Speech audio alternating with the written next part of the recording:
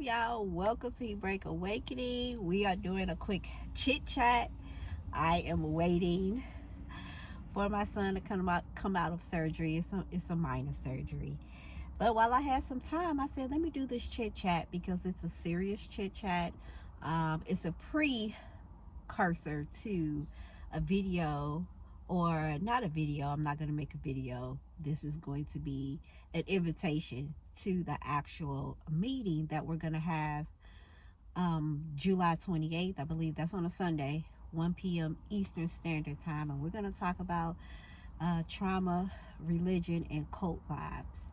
And there's a lot of trauma that we experience.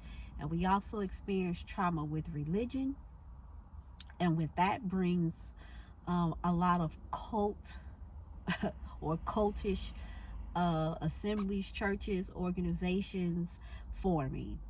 And a lot of us are always caught up in these cultish assemblies, churches, etc.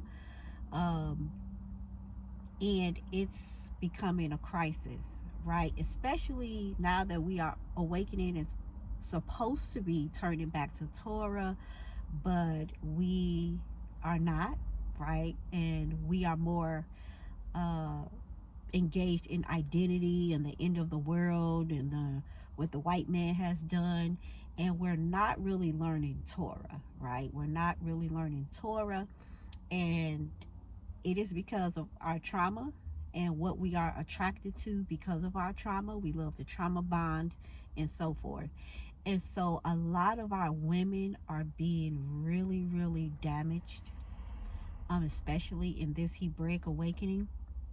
And it's critical. It's critical. Women are losing children behind their trauma and the cult that they are part of.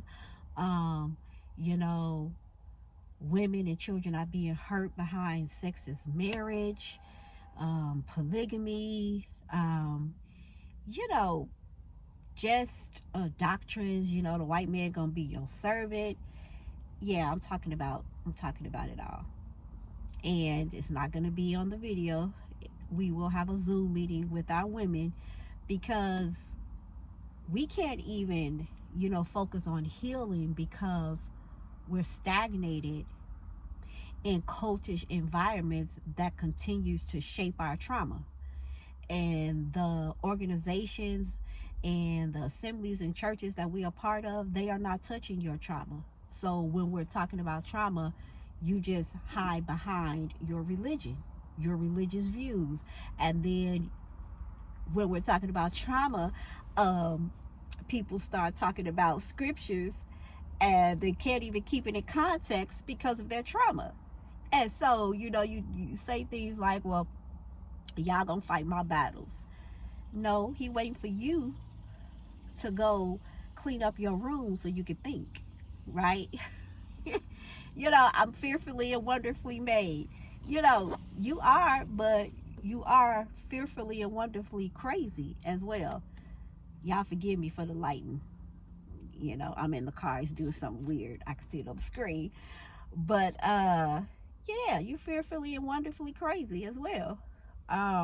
We don't have money for psychiatry and therapy and counseling, yet we DoorDash and have 50,000 streaming apps that we pay $100 or more for a month, but you won't take that money and invest it in therapy or life coaching or counseling. Some of us need psychotherapy. Some of us are so filled with rejection that we go from assembly to assembly, church to church, wandering around, and we're always offended because somebody did something to us, and we're not dealing with our trauma. We're bringing it inside of, our fellowships.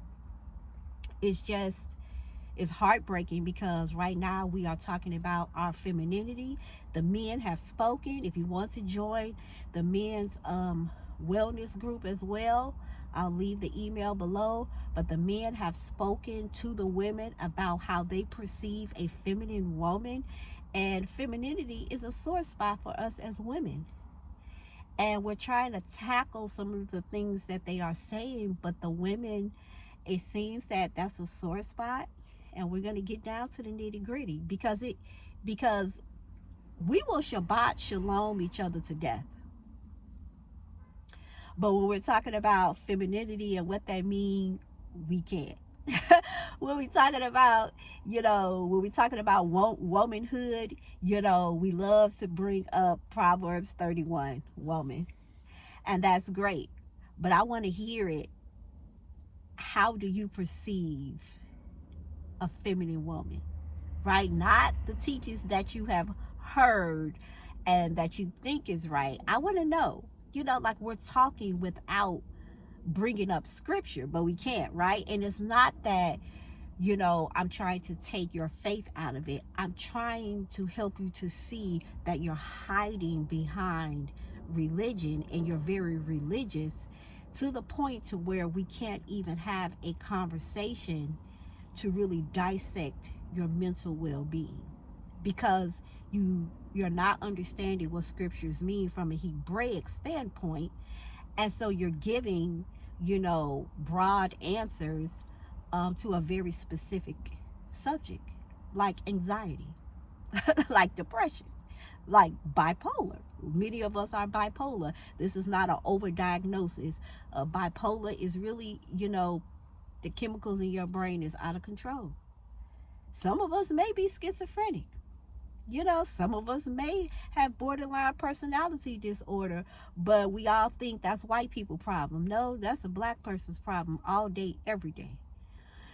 And we're going to talk about how religion shapes and creates cults. And we seeing them being exposed left and right. We seeing it being exposed left and right. And I'm just sitting back with my popcorn like, And, I don't do exposure videos. I personally do not believe in that. I believe in talking about these things in a private, safe setting where people can be vulnerable and get the help that they need, where you can direct them to mental health counselors if they are that scarred, because some people are very hurt and have PTSD behind some of these cult fellowships that they have been involved in. Some people don't even want to see a head wrap. A head wrap is a trigger for some people. That's how bad it has gotten. And we're going to talk about it. So, we're going to continue to talk about femininity because I know that's a sore spot. And in this meeting, July 28th, we're going to talk about it so that we can be open with each other. And as we move on with our mental wellness journey, people can begin to relax and start being very specific with their mental health and not to hide behind religion, right? Because we will Shabbat shalom each other to death and don't even know what it really means. Don't even know what it really means, because a lot of us don't have the authority to destroy the chaos that's happening in our life that will bring us peace. We might know it a little bit, those of us that study Hebrew, but you got chaos running around in your life 24/7. And then when we get to Shabbat shalom, you didn't even clean up your house. Your house looked like a hurricane that went through it. And that's how your mind is presenting itself. But you will Shabbat shalom somebody to death, honey. So we having a real conversation. This is with the women. I don't know, how the men are going to do, if they're going to tackle that subject yet. But the men, they have spoken on femininity, honey. And they brought it. They brought it. And we are taking it. And we are going to dissect it. And it's hurting our feelings, I can tell. But it's necessary in order to heal a nation, all right? So if you want to join us in that discussion, if you're mature enough to join us in that discussion without getting offended, without being defensive, then please email me, so that you can be a part of that discussion. Even if you're not a part of the mental wellness group, but you do want to discuss and see how we tackle that, you're welcome. You're welcome.